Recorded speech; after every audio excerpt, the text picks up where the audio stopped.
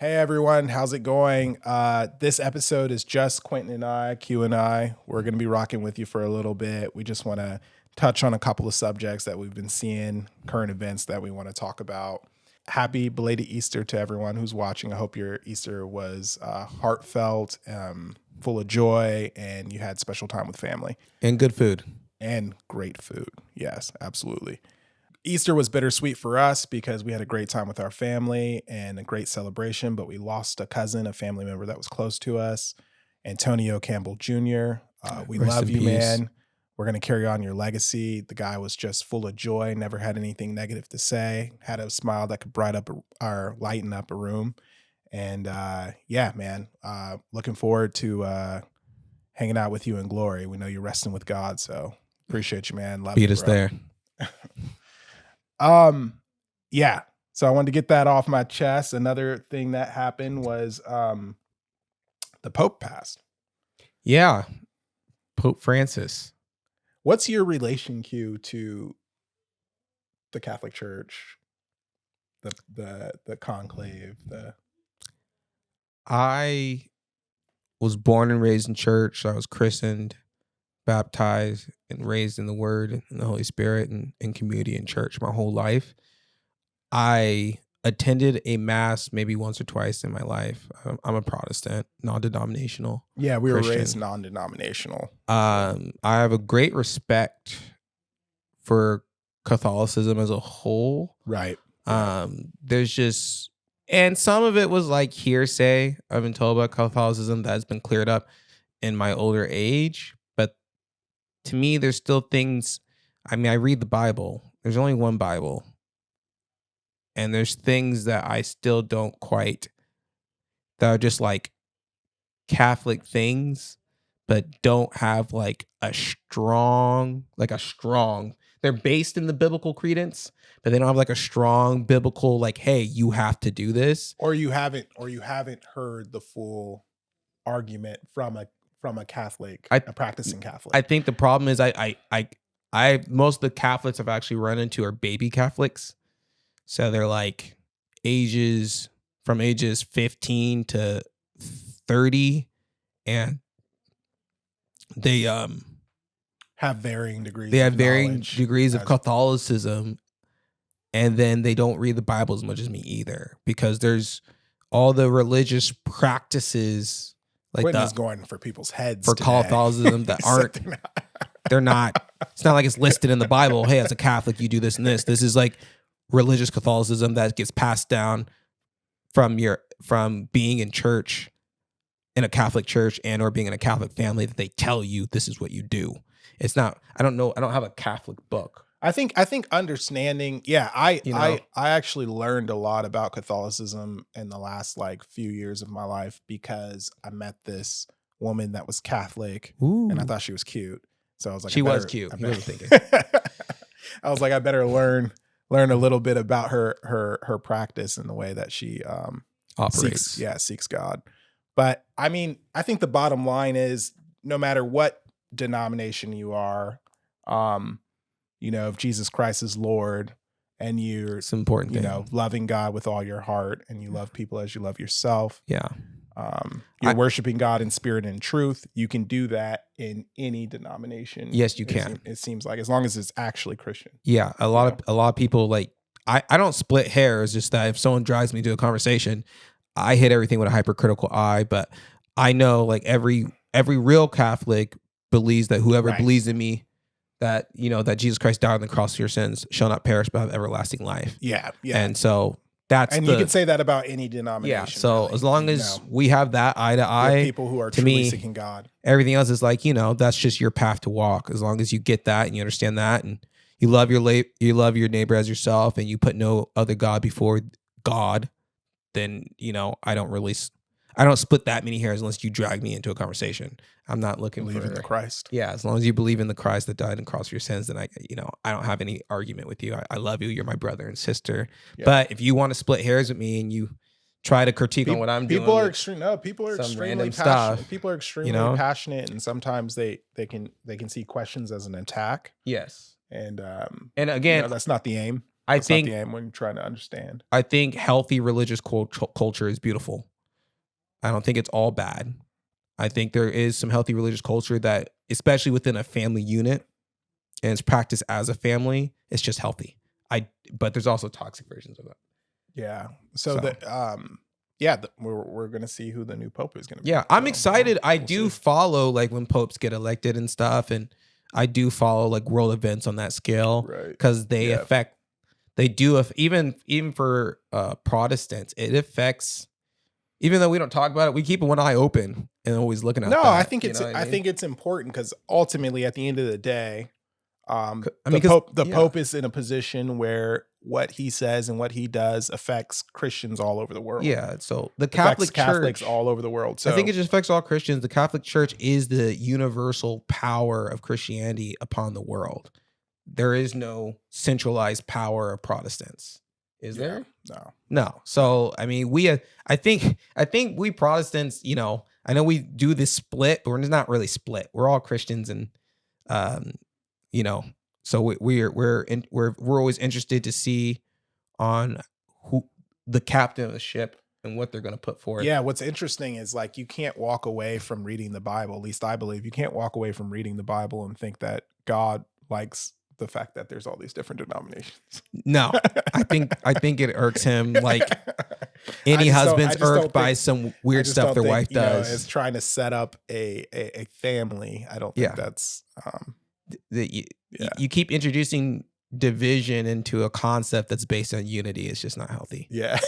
So I do see every side of the argument, and so that's why I'm not hypercritical of any denomination. I love all my brothers and sisters in Christ because I know that's what I'm called to do, and that's what I'm called to be a part of. Yeah, we're not going to be in heaven one day and be like, "Oh, you were a Lutheran? You were this. You were that." I love my Lutheran brothers and sisters. Shout out. That's not how it goes. Yeah. So that's not even going to be a God's thing. Yeah. In fact, we're probably going to be really embarrassed. Extremely embarrassed. Everyone's going to be extremely embarrassed, I think. I'm embarrassed when I try to explain it to a non-Christian.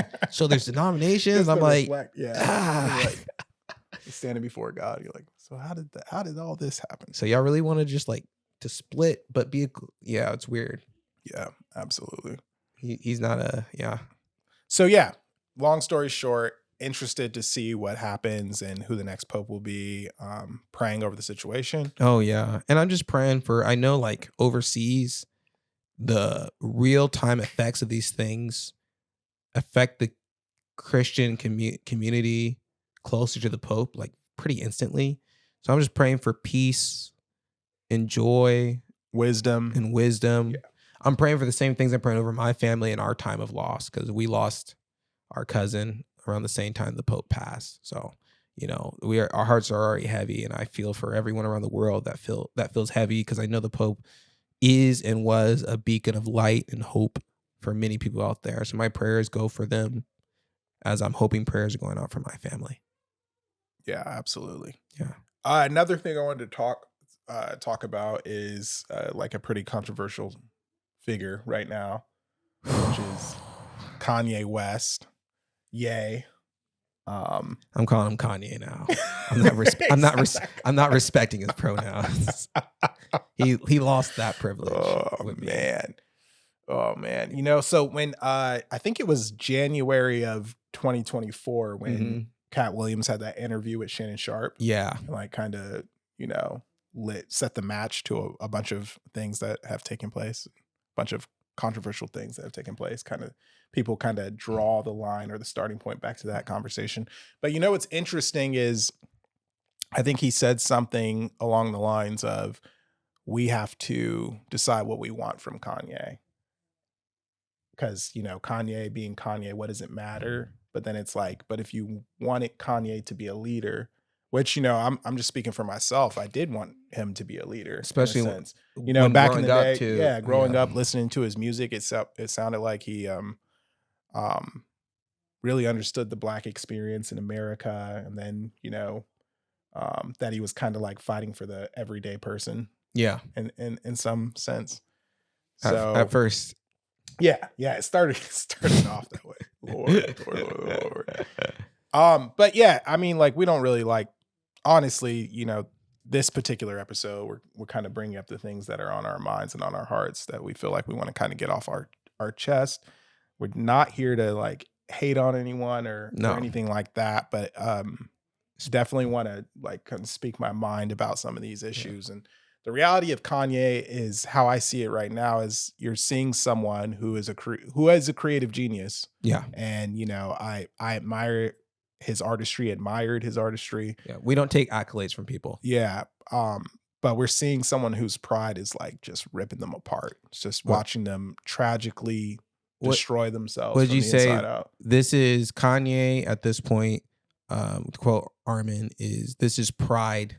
This is what happens when pride is fully manifested. Yeah. So this is what it looks like. Pride is something that can make very intelligent men and women foolish. Yeah. That's what pride can do. It can blind you and make you foolish. And, you know, even from the, religious perspective where he, was really seeking God for a point, making Christian music to see where he's at now, whatever hurt and pain has led him to this situation where, he's like mad at God now and calling himself a God. And like, I get hyperbole and whatever, but like, even if he's serious to some degree, right? Like, Kanye's ego is like, unimaginable at this point. But at the end of the day, man, I just, I feel for all the things. Like, I think Kanye's acting up. I think Kanye's reacting in a way because he sees himself slipping from being the person that he was meant to be. Yeah. He's slipping from being the leader he was meant to be.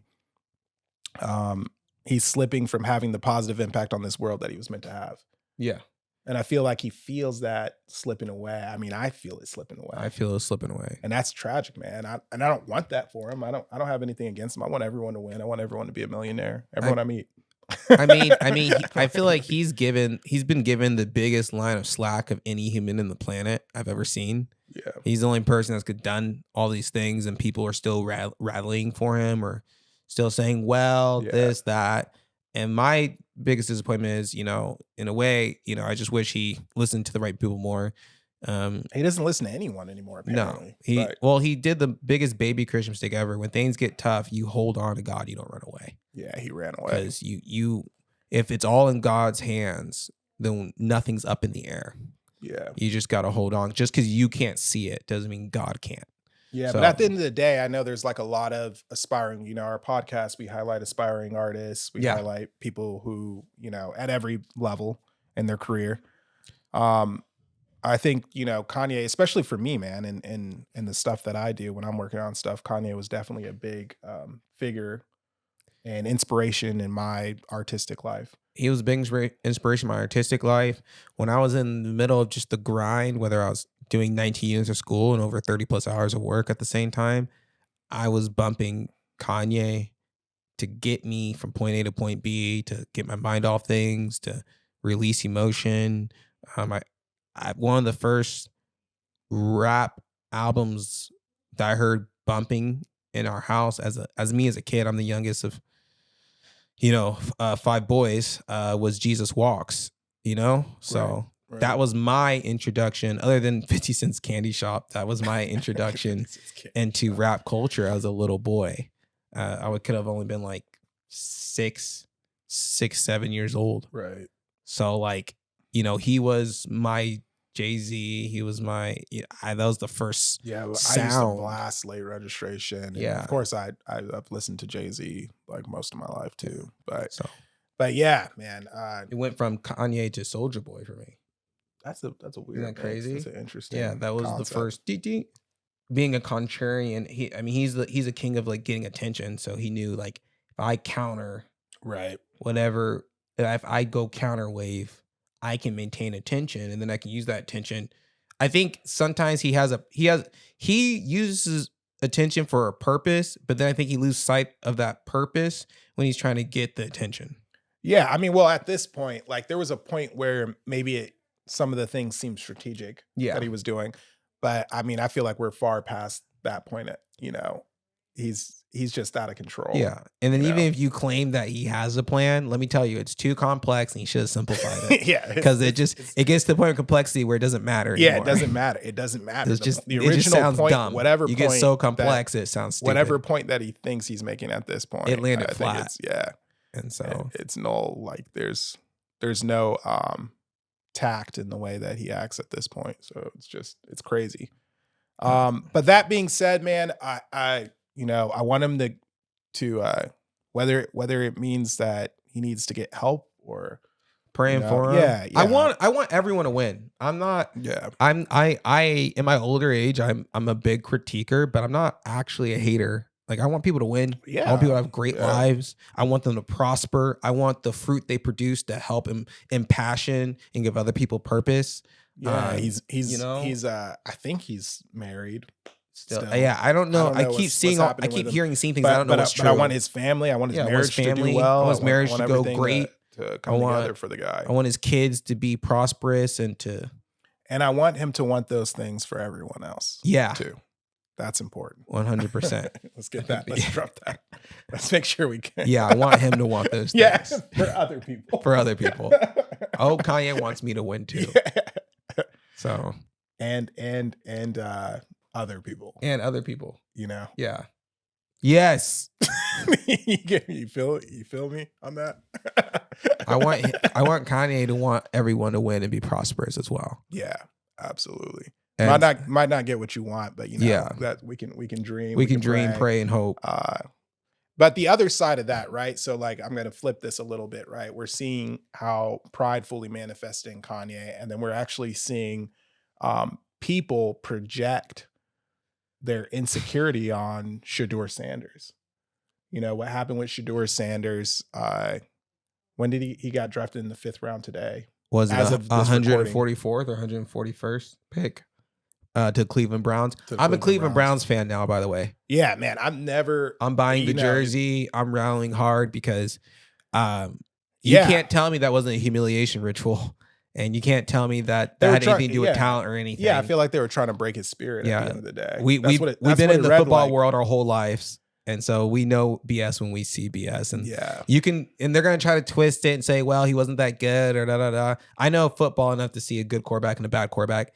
And the picks that were made way before him, the only one, in my opinion, that you can actually claim is better than him is Cam Ward, and he was first. So what about the other 140? I just think people are gonna. I just want people to eat crow. I want them to get on the field and perform well. Yes, I'm rooting for him. He's gonna go to the Browns and make it one of the greatest dynasties ever, and we're gonna start winning some Super Bowls. I'm rooting for him. I'm rooting for his family. They've always been a source of positivity. They love God. And he has to trade, and now the Browns need to acquire Travis Hunter. I think the thing is like people. Like the narrative that Shedeur Sanders is arrogant. It's like if you actually listen to the words he says, I don't think you can walk away saying this guy is arrogant. I'm gonna be frank, that's a lie. Yeah, he's not arrogant. He's confident in his abilities, and you have to be a quarterback, or a leader of a team, right? He's confident in his abilities, and to do what he does at the highest level, you have to be confident in your abilities. But I would say like you could line him up amongst a plethora of quarterbacks, and they're all probably a lot more arrogant. I would use the word arrogant, but people don't like the jewelry. Maybe they don't like that he's shiny or whatever. But that's not him. Literally arrogant phrases coming out of his mouth. If you seriously compare Shedeur Sanders to Johnny Manziel, you're an idiot. I'll just leave it at that. I saw that online. I saw that online, so I'm not just pulling that out my butt. You're an idiot. Sorry. Yeah, I love you. But I don't, and I'm not trying to do this to be like a shock factor. That's honestly how I feel, and I'm usually better with my words. You're an idiot. I can't. I just got to call it out because we keep trying to like talk around it. Right. Some things are just wrong. Yeah, that's just a lie. It's unfactual. It's unfounded. Yeah. And for him, even to press Dion, who is definitely more, what's the word? Has more, I don't know, swagger, energy, presence, energy in his words. Yeah, like you could misconstrue. You could definitely mistake something that his father says is arrogant more so than you would for Shedeur Sanders. And I don't believe that his father is arrogant. His father. Well, you by definition, if we're just talking like actual words, because I know everyone just flings words at people, but by definition, you can't be arrogant if you give all honor and glory to God. Yeah, you're giving it to somebody else. If you're giving everything that is valuable to someone else, you can't be arrogant. What is there to be arrogant in? You gave it away. You gave your honor, your glory to something else, to someone else, to a higher power. You can't be arrogant. Yeah. Because you know it's not coming from you. You know your success isn't yours.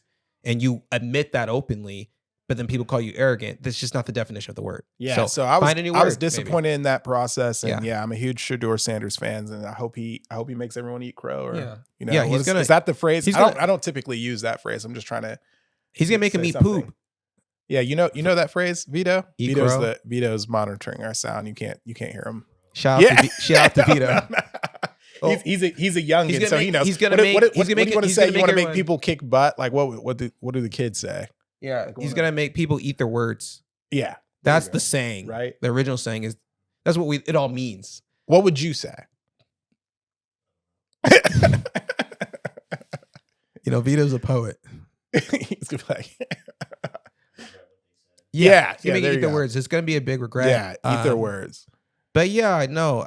We got to start calling out. You can't just keep labeling people with a word until it sticks. I know. When there's no definition or any reason behind it. It's sick how people. I just call that stuff out. How people. It was strategic. We're going to call that stuff out whenever we hear it now because no one calls it out because we think people are smart enough not to fall for that, but people aren't because people keep falling for it. This is like 10 years of this. I think, yeah, it can be kind of a thing where something's repeated so much. And you can literally call the most honest person in the world a liar over and over again, then people will think they're a liar without any facts. Some people will believe that person is now a liar. It's crazy. So they do no due diligence, no research. Perception can be perception a demon. It can be a demon. Especially and it's because people are lazy.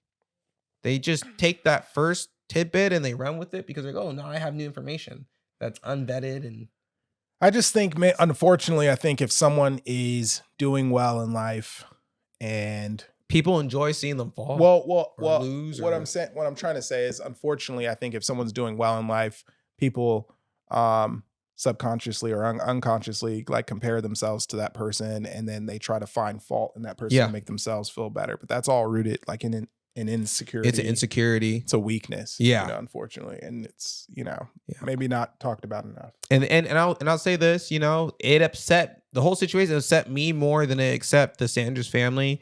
Hats off to you guys for showing the grace, the love and kindness of God and being godly men. Stand strong through this situation was definitely on a national scale. It's definitely inspirational. Yeah. So it made me want to be better. Yeah, absolutely. And then you guys, I followed you guys.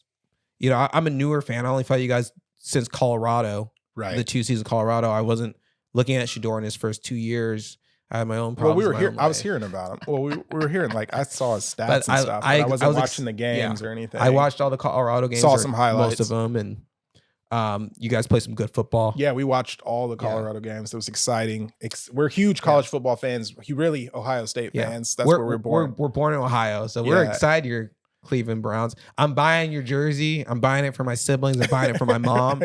I've told my mom I'm taking her to see 3 of your games a year. Yeah, we just want to see you win in this world. Oh yeah, even bigger. I just want to see you crush it. Yep. I don't care if it ever, it has nothing to do with me. I just want to see you win just for the joy of seeing you win. So I'm excited. I'm excited for the next chapter of your life. I'm sure it's gonna be entertaining to say the least. Yeah, it's definitely a good thing. It's a blessing to be able to see good things, and so watching good things happen to his family in particular is fills my heart with joy. Yeah, it's a joyful experience for sure. Oh yeah. Okay, what else do we want to touch on? I don't remember. We will talk next time about Sinners. I haven't got to see it yet. I haven't seen the movie either. There's a skit of someone getting slapped in the face for not seeing it yet. I feel like that guy.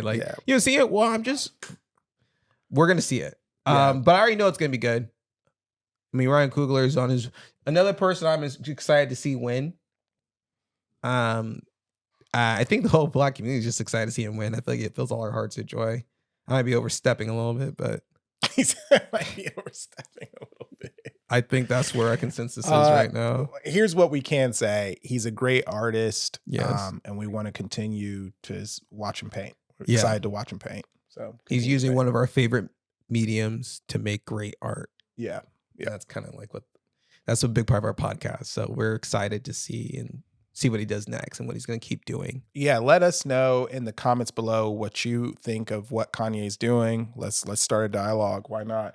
What you think of the Pope passing and the next Pope's election, if you have any thoughts on that. What you think of Shedeur Sanders and Deion Sanders and their family. Yeah. And let us know. And then if you haven't already, like and subscribe. We're going to be doing more solo sessions. We're still going to be having guests on and highlighting artists on this podcast, but we're going to have more solo sessions so that we can just talk about our thoughts on what's happening out there in the world. This is actually a result of us listening to people who viewed the podcast. So here we are. They're going to be like, get a guest back on there. I don't want to hear you. Yeah. I don't want to hear you talk. Oh, Quentin sounds an idiot. That's all I heard the whole podcast. I know. So we love you guys. Excited to stay tuned, and we have some more exciting guests that we have lined up, and the rest of 2025 is going to be a banger. Yeah, it's going to be a blast. Yeah, and then we're going to keep upgrading the podcast too. So yeah, like and subscribe. We have more coming, and we appreciate you guys. If you haven't seen Brent or Tiffany or Stefan, those are the last few podcasts that we did. Go ahead and watch them. Check them out. They have really great information. Maybe rewatch Brad. That'll just get you right. Oh yeah, we're gonna have Brad come back too. Yeah, if you like that episode, we're gonna run it back for sure. He has more things he wants to share as far as fear and the way it holds people back in their lives. So yeah, we just want people to feel free, empowered, and encouraged. Yep. All right, man. Well, till next time. Appreciate you. Peace.